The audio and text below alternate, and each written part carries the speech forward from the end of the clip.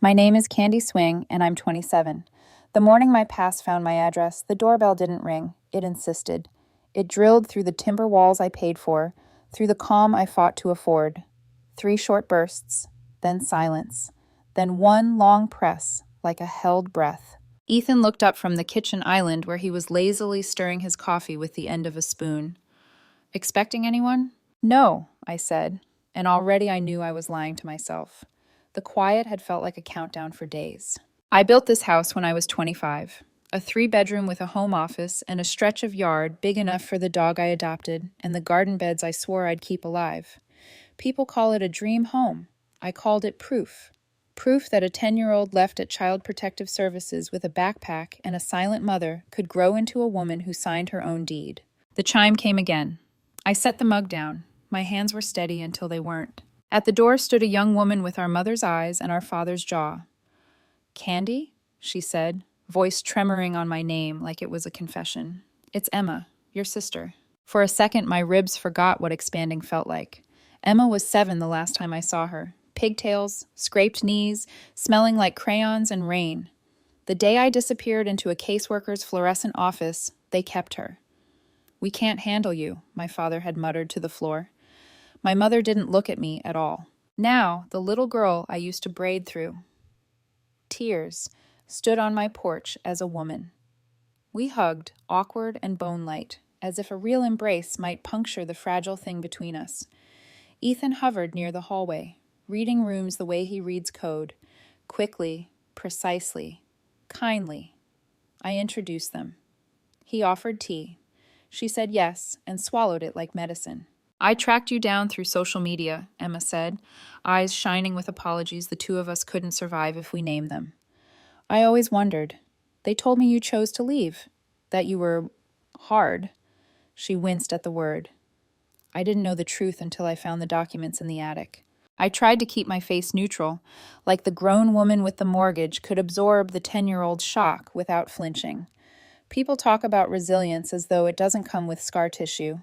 Mine is tidy, organized, color-coded. It still aches when the weather turns.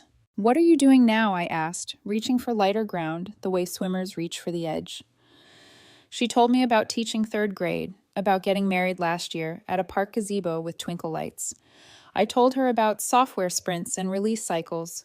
We nodded at the normal like we could live there. She stood to leave, then she didn't. "There's something else," she said. The air shifted, Ethan's spoon stilled. "Mom and Dad know where you live. They lost their apartment. They stayed with me and Evan for 3 months. It was bad. They drink more now. They fight. They're demanding. We asked them to go." My chest tightened. "Emma, they're going to reach out," she rushed.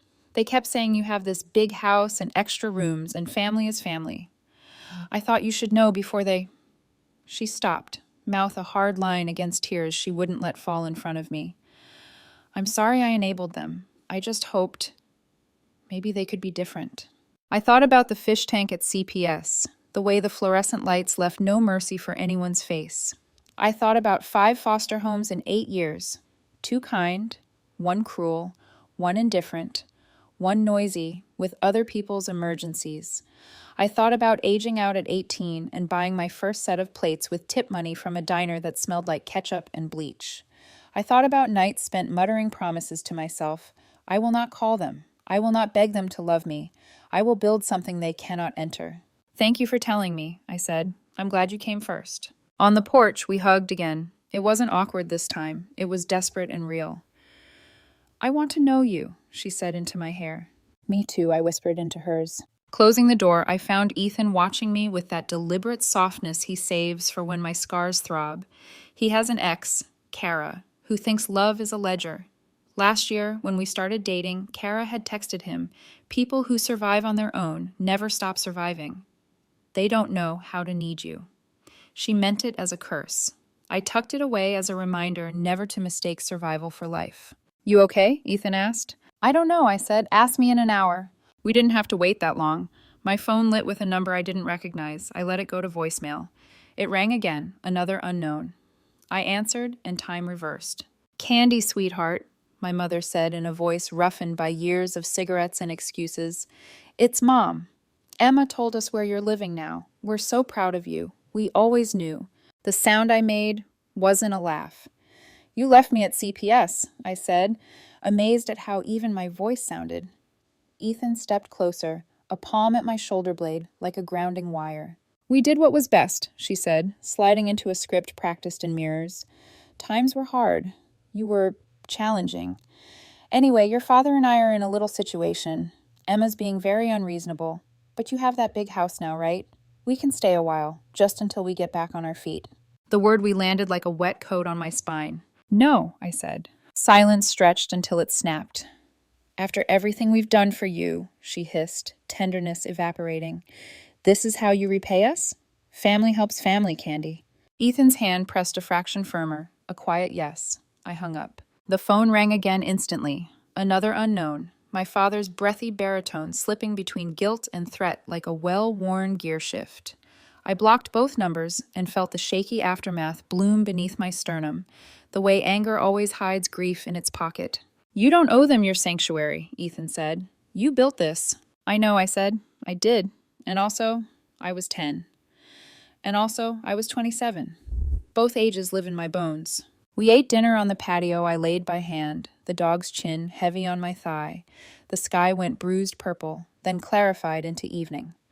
For a while, we talked about ordinary things, the basil that refused to thrive, the sprint demo on Friday. I thought maybe quiet could be a choice I got to make. At 9 p.m., the unknown numbers turned into texts from cousins I've never met, and an uncle whose name I recognized only from a childhood Christmas card.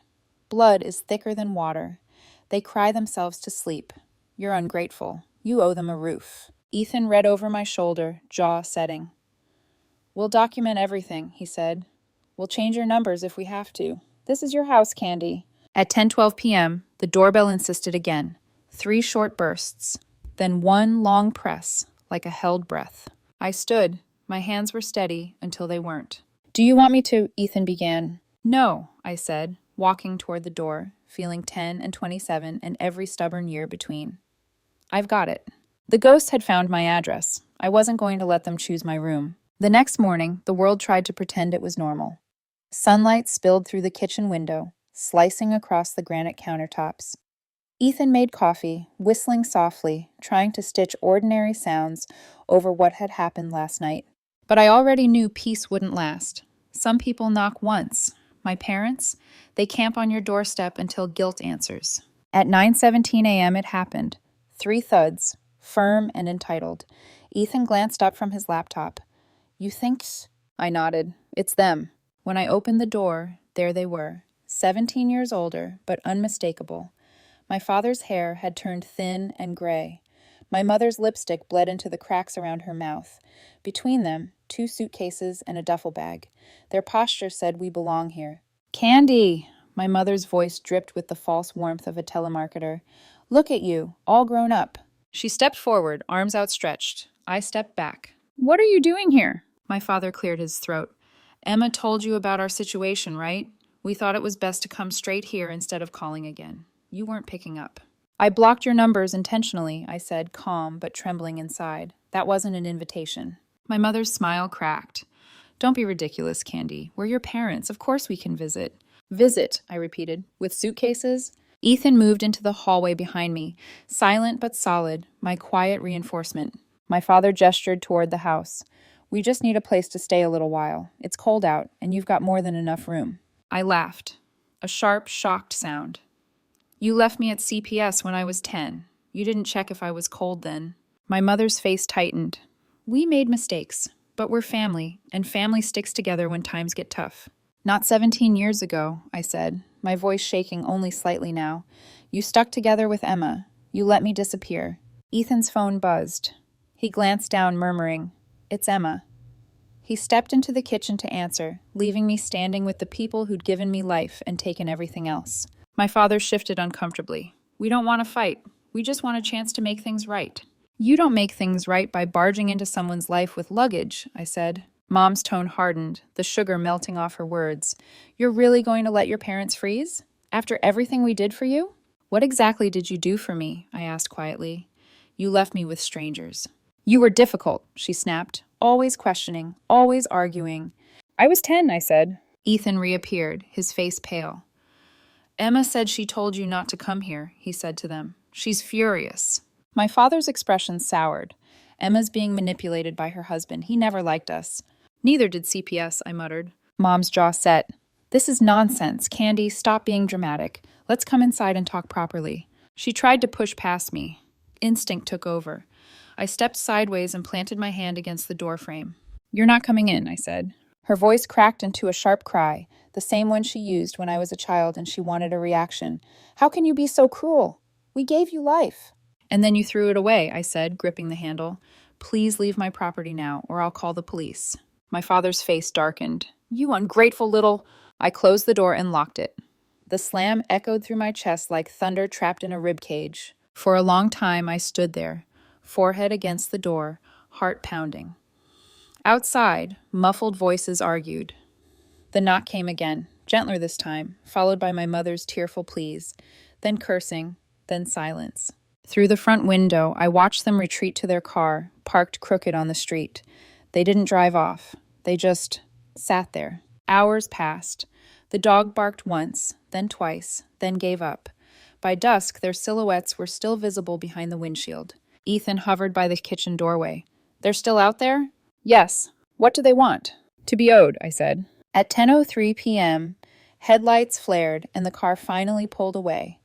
My body sagged with exhaustion I hadn't earned that day, but had been carrying for years. When I checked my phone, there were 27 missed calls from unknown numbers, a dozen voicemails, and one message from a cousin I barely remembered. You're breaking your parents' hearts. Blood is thicker than water. Blood, maybe, but trauma is thicker than guilt. I opened the Notes app and typed, Tonight they came with luggage. I sent them away. I don't know if I feel strong or hollow. Ethan read over my shoulder. You did the right thing. I know, I said, but doing the right thing doesn't always feel right. Before bed, I changed the locks, a precaution and a ritual. Then I installed a camera on the porch, angle wide enough to capture ghosts returning with baggage. At midnight, the phone buzzed again. A new message from an unknown number. You can't hide behind those walls forever, Candy. I stared at it for a long time, until the letters blurred into static. Who was it? Ethan asked sleepily from the doorway. Just a reminder, I said softly, that the past doesn't knock, it camps. I deleted the message, and for the first time in 17 years I prayed, not for forgiveness, not for family, but for quiet. 3 months passed, or maybe they just stretched one long, anxious day across 90. Every morning began with a different number flashing on my phone. Every night ended with new blocked contacts and the same headache behind my eyes. They never stopped trying. If guilt was a machine, my parents had rebuilt it with new gears, relatives, strangers, and social media accounts all grinding toward me. It started small. Voicemails from unknown numbers, teary cousins claiming my mother cries herself to sleep, emails titled, Urgent Family Matter. Then came the new Facebook accounts, names I didn't recognize posting comments beneath my work photos. Your parents are homeless. You should be ashamed. Money changes people. Ethan found me one night on the couch, scrolling, expression frozen. You need to stop reading those, he said. I know. Then why are you? Because part of me still believes maybe I am what they say I am. He didn't answer, just reached over and turned off my phone. Then part of you needs reminding that you're not. The harassment spilled into the real world. My parents showed up twice at the tech office where I worked. The first time, security escorted them out politely. The second time, I had to explain to HR that yes, those were my parents, and no, I didn't want contact. The humiliation burned like acid. I'd built my entire identity on control, on competence, on being the woman who handled everything herself. Now my coworkers whispered in hallways, wondering why my parents were begging for help in the lobby. Ethan picked me up that day and drove in silence until I finally said, They're trying to break the life I built because they can't live with what they did. He nodded. They can't destroy your peace unless you open the door. Still, I wasn't sleeping. One night, Emma called crying. They came to my school, Candy, my workplace. They caused a scene in the parking lot. What did you do? I called the police. I had to. We sat in silence, two sisters, both raised by absence, both punished for boundaries. Do you think they'll stop? I asked. I think they'll find new ways not to, Emma said bitterly. And they did. The next week, a letter arrived, official looking, heavy paper, stamped with a law office's name. It claimed my parents were pursuing legal support under filial responsibility statutes. Translation: they wanted to sue me for not financially supporting them. Ethan read it twice, eyes narrowing. "This can't even apply here," he said. "Those laws are ancient and abandoned." But the intent worked. It scared me. It made me feel 10 again, powerless and guilty for existing. So I hired a lawyer, Ms. Danvers, sharp, unflinching, the kind of woman who wore quiet confidence like armor. She skimmed the letter, then smirked. "They're bluffing. You were a minor, and they permanently surrendered custody. I'll send a cease and desist. And Candy, don't respond to them directly again. Ever." I nodded, feeling something in me unclench for the first time in weeks. But if the legal route failed, they had one last weapon: public sympathy. Emma called one Sunday, her voice tight. "You're not going to believe this," she said. "They went to a cousin's wedding yesterday." I didn't even know we had a wedding. They told every guest they were homeless parents abandoned by their cold, rich daughters. They even approached the bride's parents asking to stay at their vacation home. My stomach turned. They're spreading their story faster than I can tell the truth. "I have the proof," Emma said. "The CPS documents, their signatures, everything. I'll send copies." When I opened the email later that night, the scanned pages looked ancient, creased, faintly yellowed, bureaucratic handwriting frozen in time. Termination of parental rights. Permanent. No visitation. No contact required. I stared at my own name typed neatly under child. A decade's worth of nightmares condensed into a single line. Ethan found me there, the light of my laptop washing my face pale. "Candy?" "They signed me away," I said flatly. "And now they want me back because I have something they can use." He knelt beside me, his hand covering mine. "You owe them nothing," he whispered. "You built your peace from ashes. Don't hand it back." But the story wasn't done twisting. 2 days later, Ethan got a text from Kara, his ex-girlfriend. She and I had never met, but she still followed him on social media. The message said, "I ran into Candy's parents at the hardware store. They seem so lost. It's sad she's cutting them off. Family is everything, Ethan." He showed it to me immediately. "They're dragging her into this?" I said, disbelief bleeding into anger. Ethan shook his head. "Not dragging, manipulating." That evening, Kara sent another message. "You're a good man. Don't let her bitterness make you cold too." Ethan blocked her without replying. Then he looked at me and said quietly, "You're not bitter, Candy. You're protecting yourself. There's a difference." I wanted to cry, but tears felt too fragile for the kind of exhaustion I carried. A week later, I hosted dinner for Emma and her husband. The four of us sat at the table, laughter tentative at first, then real. For a moment, it felt like the life I'd fought for was holding steady, until Ethan's phone buzzed again. He read the screen, his face hardening. "What?" I asked. "They just tagged me on Facebook," he said. "A post about their ungrateful daughter and her brainwashed boyfriend who won't let family in." My stomach dropped. Even silence wasn't safe anymore. After Emma and her husband left, I sat outside on the patio with a glass of wine, scrolling through my own memories like an alibi. The posts about my dog, the photos of my house under construction, the captions about building from nothing. I'd been documenting proof of survival all along, and now the people who broke me were using it as fuel. Ethan came out, draped a blanket over my shoulders, and whispered, "You know what they're trying to do, right? They want your guilt to burn hotter than your boundaries." I stared at the dark horizon, the hum of distant traffic like ocean waves. "I think I'm done feeling guilty," I said, "but I'm not done being angry." He kissed my temple. "Anger's okay. It means you're still fighting." I nodded slowly. "Then I guess I'm winning." That night, I wrote an email to my parents' so-called lawyer, attaching Ms. Danvers' formal reply. "Cease further contact. All future harassment will be treated as legal stalking." Then I hit send, leaned back in my chair, and exhaled. Outside, motion lights flickered on. For a second, I thought it was them, but it was just the wind. Still, I couldn't shake the feeling that the storm wasn't done yet, and I was right. Because a few weeks later, I'd find myself standing in a courtroom under fluorescent lights, face to face with the ghosts I'd been trying to shut out, and this time, they wouldn't be begging. They'd be shouting. The shouting started before sunrise. It was February. Gray light bleeding through the blinds, the kind of morning when silence should feel heavy, not violent. But instead there was pounding. Fists on glass, voices slurred by alcohol and desperation. Ethan bolted upright. Candy, what the hell? I already knew. The dread had been living in my bones for weeks, waiting for this sound. I ran to the window. There they were, my parents, standing in the freezing dawn, screaming my name. Mom was barefoot, wearing an old coat that barely closed. Dad held a half-empty bottle in one hand, his other fist hammering the glass. Candy, we know you're in there. You can't hide from family forever. My heart raced, but my body felt mechanical. I picked up my phone and dialed 911. Ethan stayed close, one arm hovering protectively at my back. Stay away from the windows, he whispered. Outside, my mother's voice cracked into tears. You owe us, Candy. We gave you life.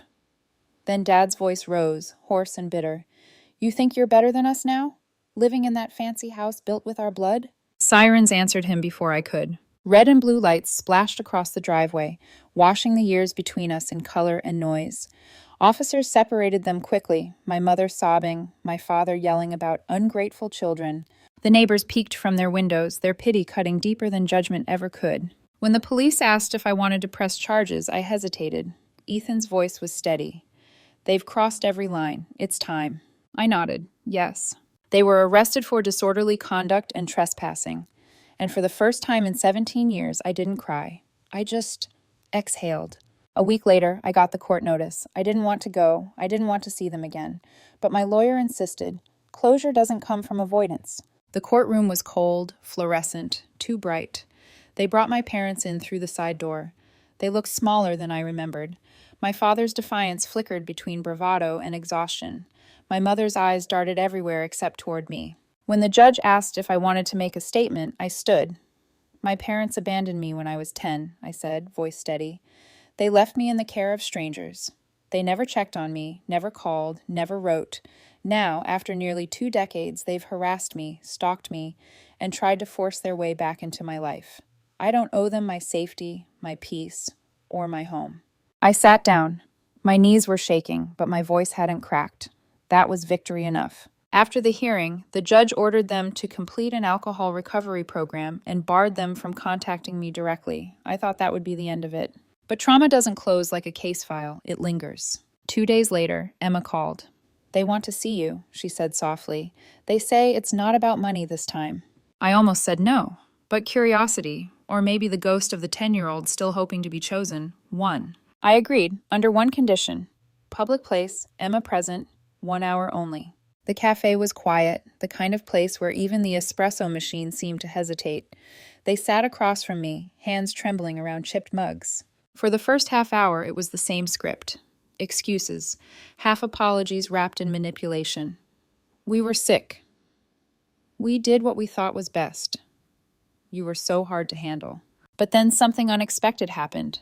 My father stopped mid-sentence. The fight drained from his face. You built a good life, he said finally. His voice had changed, smaller, almost human.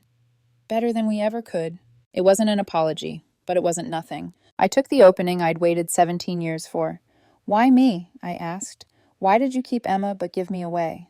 The silence that followed was unbearable. Mom's eyes darted down. Dad's hands clenched. Finally, he said, You reminded me of my father. He didn't look at me when he said it. I hated him. You had his eyes, his temper, his everything. My mother's voice cracked. Emma reminded me of myself. I thought she'd be easier to love. The truth hit harder than anger ever could. They hadn't abandoned me because I was unlovable. They'd abandoned me because I reminded them of what they couldn't face in themselves. I sat back, my chest aching, but lighter somehow. You can't fix what you won't own, I said, but you can stop pretending it's my job to carry it. They didn't argue. For the first time, maybe they couldn't. When the hour ended, I stood. I'm not letting you move in, I said, but I will help you find real help. They blinked, confused. I'll give you information for housing programs, addiction recovery, and job placement, but I won't be your resource. I'll help you access help, nothing more. My father scoffed. You think a few pamphlets fix everything? No, I said, collecting my coat, but boundaries will. Emma followed me out into the parking lot. You okay? She asked. Yes, I said, because for once I didn't cry for what I lost. I just saw what it really was. That night, I emailed the housing and recovery program contacts. Then I sat on the porch with Ethan, the dog curled at our feet, the air cold but clean. They might never change, he said. I know, I said, but that's not my burden anymore. Ethan leaned closer. You think they'll take the help? Maybe, maybe not. I looked toward the streetlight flickering at the end of the drive, the same one that had watched me send them away months ago. They'll do what they've always done, I said. Survive however they can, but this time it won't be at my expense. The wind moved through the trees, soft as forgiveness, sharp as memory. I didn't feel peace yet, but I felt distance, and sometimes that's the first mercy. 6 months later, the air around my house finally felt like mine again. No knocking, no phone calls from strangers, no guilt letters stamped with fake urgency. Just quiet, real, earned quiet. My parents had taken the recovery and housing referrals I'd sent them. According to Emma, they'd both been sober for nearly 2 months, the longest stretch in years. They'd moved into a small government-subsidized apartment downtown, modest but safe. My father had found part-time work as a night security guard. My mother joined a senior support program at the community center. I didn't expect a miracle, but for the first time, their survival wasn't carved out of me. Ethan and I were in the backyard one evening, watching the sunset burn low over the new patio I'd built. The air smelled faintly of basil and rain, life, not fear. You ever think you'll forgive them? He asked. I considered that for a long moment. I already have, I said finally. Not for their sake, for mine. Carrying anger was like letting them live rent-free inside my head. He nodded. Forgiveness doesn't mean you open the door again. Exactly. It just means I stopped standing guard. The dog barked once, that low, content sound that meant everything was okay. We'd recently adopted a rescue puppy, small and skittish, the kind that flinched at sudden sounds. I understood her completely. Healing doesn't mean forgetting what broke you. It means learning how to breathe beside it. Sunday dinners became a new ritual. Emma and her husband came every other week, bringing laughter and stories about her third-grade students. She was 6 months pregnant now, her glow somehow both fragile and fierce. One evening, as we cleared the dishes, she placed my hand on her belly. You're going to be an aunt soon, she said, smiling, and this baby will grow up knowing what real family looks like. For the first time, I didn't feel the hollow echo of loss when I heard that word, family. It meant something different now. Not DNA, not obligation, consistency, respect, love freely given. A few days later, I got a text from my father. Short, clumsy, almost childlike. Candy, thanks for helping us find the apartment. I'm working again. Mom's trying. We're sorry for how things went. I hope you're happy. I stared at the message for a long time. There was no manipulation this time, no guilt, just words. And maybe, for once, sincerity. I didn't reply right away. I let it sit. I let myself feel instead of react. Later that night, I sent a single line back. I'm glad you're getting help. Take care of each other. That was enough. Life kept unfolding. I got promoted at work, lead engineer on a new product launch. Ethan surprised me with a small velvet box one quiet morning over coffee. Inside wasn't a ring, but a house key identical to mine. I don't want to move in yet, he said softly. I just want us to know it's real when we're ready. I smiled. That's the kind of patience I didn't grow up with. That's why I want to give it to you. He kissed my forehead. The puppy barked like she approved. Months later, I stood on that same patio, the one I'd built by hand, the one my parents had once tried to invade, hosting another Sunday dinner. Emma, radiant and round-bellied, laughed until she cried at something Ethan said. The baby kicked under her hand, and she smiled at me. Do you ever think about that first night? She asked quietly after dessert. The one when you warned me? She nodded. I almost didn't come. I thought you'd hate me for what they did. I looked at her and the woman who'd once been the child they kept. I could never hate you, I said. You didn't choose what happened, but you chose what came next. She reached for my hand. So did you. When the evening wound down, Ethan started a fire in the small pit I'd installed last fall. The air shimmered orange and gold, and the laughter around me felt like something sacred. The kind of warmth you build, not inherit. I watched the smoke drift upward, carrying pieces of the past I didn't need anymore. In my mind, I heard my mother's old line, family helps family. And for the first time, I agreed. Not in the way she meant, with guilt or debt or control, but with grace. Real family helps each other heal. I smiled, turned to Ethan, and whispered, the kindest thing I ever did was say no. He smiled back, understanding exactly what I meant. Now, when people ask about my parents, I tell the truth without shaking. They're alive. They're getting help. We meet for coffee once in a while, always in public, always on my terms. Sometimes my mother talks about volunteering at her program. My father complains about his night shifts, but admits he likes the quiet.